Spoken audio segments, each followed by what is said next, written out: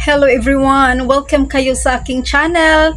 At kung gusto mo itong content na ito about sari-sari store, small business, and more investment, please don't forget to like and subscribe on my YouTube channel. And please pakishare naman sa mga friends mo para ganahan naman tayong magbuo ulit ng mga content like this. So let's get started. Ang topic natin ngayon is about 10K na puhunan. Paano ba natin paluguin? So dalawa lang option natin.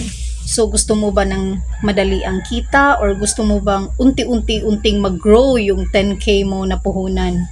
So mostly nating mga Pinoy is gusto talaga nating madali ang kita. So maraming kababayan natin dyan na maraming nasa scam, maraming nabalitaan tayo, di ba?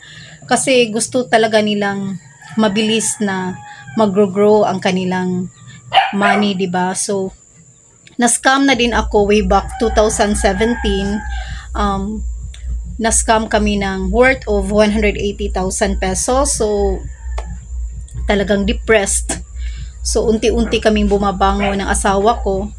At start doon is nag-ano na ako sa sarili ko na hindi talaga maganda yung mindset mo na gusto kang madaling kita, no? So basically yung ginawa namin is nag-invest kami ng 10,000 pesos. Like sa topic natin ngayon, about 10,000 na puhunan. So 10,000 na puhunan na binuo namin sa isang sari-sari store at hindi namin na malaya na nagiging 300,000 na siya a month at nagiging million na siya in the whole year, in 1 year. So di ba? So kailangan talaga natin na hindi tayo magmadali. So gusto natin mag-grow yung money natin sa pagsisikap natin sa ating sarili, sa ating husband. Kailangan talaga magtulungan tayo, di ba? Unang-una is kailangan talaga natin humingi ng gabay sa Panginoon kung anong gusto mong negosyong pasukan, di ba? So kailangan talaga natin na humingi tayo ng gabay kasi alam naman natin na yung pagninegosyo ay para itong isang sugal, no? So hindi natin alam na magiging successful tayo or magiging failure tayo, di ba? So kailangan talaga nating subukan. At kung buo na yung loob mo na magnegosyo, huwag kang magdalawang isip.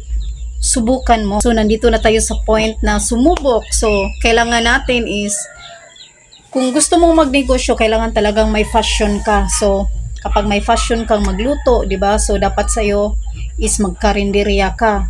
So kapag may passion ka sa sales like sari-sari store is yun talaga ang perfect para sa'yo. So itong sasabihin ko na simple or basic lang na mga techniques natin or mga ginawa natin sa ating store, paano natin na palago yung 10,000 natin, no? So first thing to do natin is kailangan natin first step dapat natin is dapat consistent tayo sa pag-open at saka pag-close natin sa ating store. Number 2 is dapat consistent din tayo sa ano ba ito? May lamok. Second is dapat consistent din tayo sa mga presyo natin. So hindi pwede na ngayon 10 pesos, bukas naman is magiging 12 na siya. So kailangan kapag may adjustment is i-inform mo muna si customer, no, na baka sa pangalawa is mag-i-increase na kasi nag-increase din sa binilihan natin, no. So number 3 naman natin is kailangan talaga is may stocks tayo, full stocks. Kung pwede lang full stocks yung store natin. So kapag may hinahanap yung customer is makabigay tayo agad, no. Fourth naman natin yung basic nating techniques na ginagawa natin sa ating store is entertain well. So dapat natin is chika-chika sa customer, di ba? Hi, oh yes, oh, di ba? Magiging marites naman tayo, no? Kapag magmarites si customer, uy, ano, oh, di ba? So anuhin mo na lang. So sabay-sabay para naman maano yung si customer, no, confident yung pumunta sa ating store. is the last one, is the very very important is hands-on ka sa budget mo. Ikaw talaga dapat. Ikaw talaga humawak sa yung sales. Kasi doon mo malalaman kung saan pumasok o saan lumabas yung pera, di ba? So, kailangan talaga hands-on tayo sa budget. Kung dili ikaw, yung asawa mo. So, wag naman yung ibang tao. Kasi although hindi naman natin nilalahat, pero yung kasing pera is mainit, di ba? So, yan lang muna guys for today's video.